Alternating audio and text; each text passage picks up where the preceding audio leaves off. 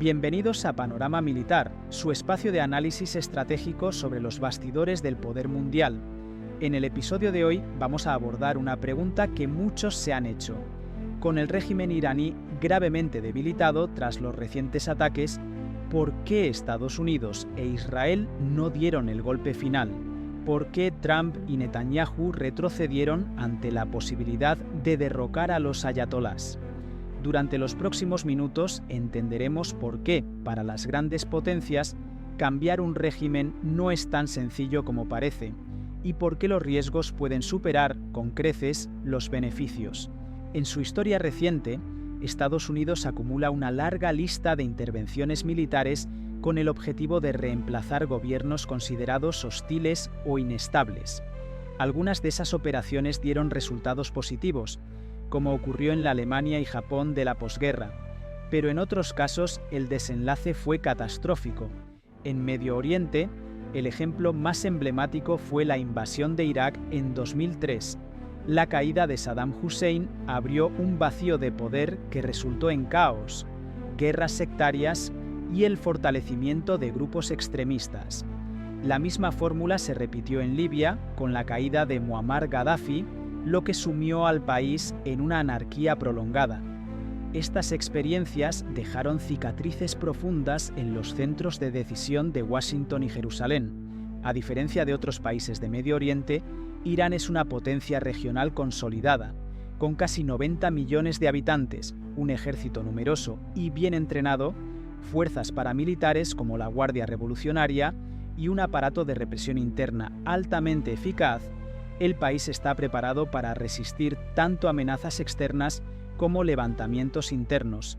Además, su territorio montañoso y accidentado favorece una guerra defensiva prolongada y de difícil penetración para cualquier fuerza invasora. Derrocar al régimen de los ayatolás no sería simplemente una operación militar compleja, sería el inicio de una nueva era de incertidumbre en el tablero geopolítico de Medio Oriente.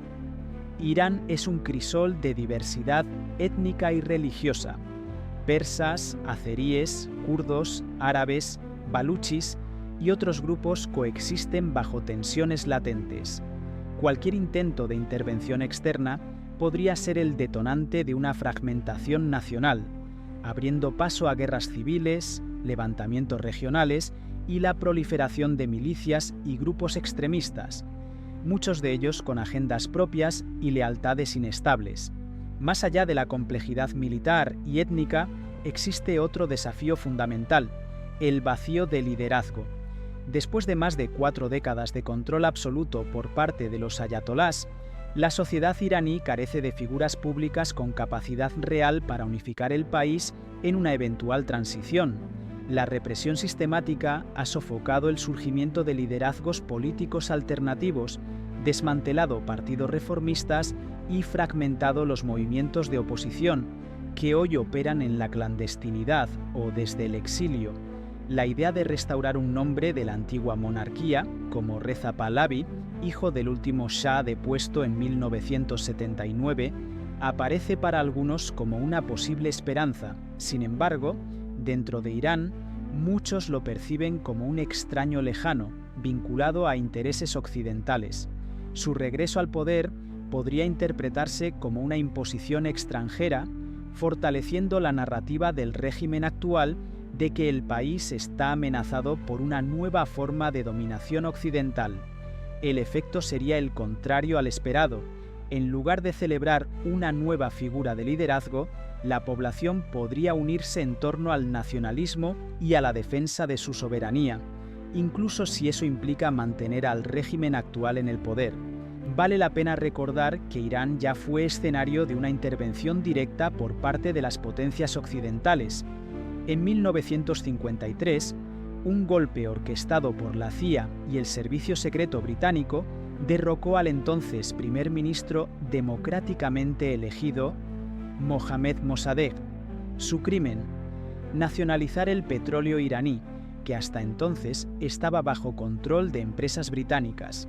Lo que parecía una victoria estratégica a corto plazo terminó alimentando décadas de resentimiento popular. Ese sentimiento de humillación y pérdida de soberanía fue una de las chispas que desembocaron en la Revolución Islámica de 1979, cuando los ayatolás tomaron el poder y transformaron Irán en una teocracia antioccidental.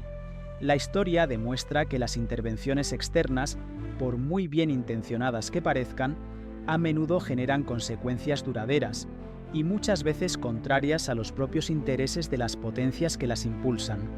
Desde el punto de vista militar, una invasión a Irán representa uno de los desafíos más complejos del siglo XXI.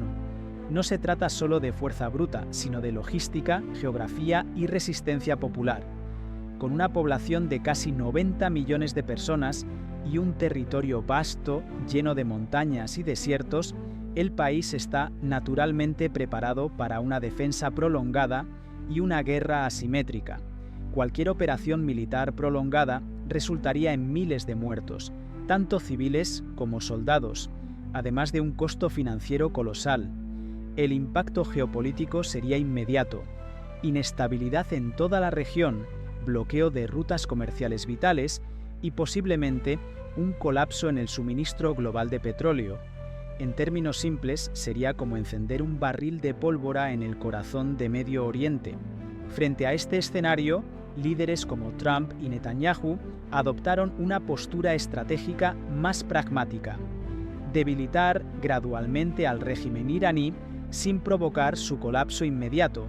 En lugar de un derrocamiento directo, optaron por ataques quirúrgicos, sanciones severas y aislamiento internacional, medidas que erosionan la capacidad del régimen sin generar una ruptura abrupta.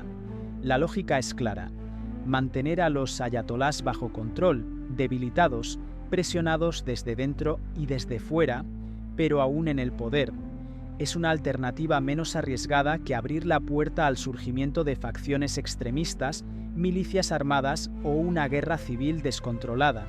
Para muchos analistas, la única posibilidad real de una transición estable en Irán radica en un proceso orgánico, liderado por la propia población.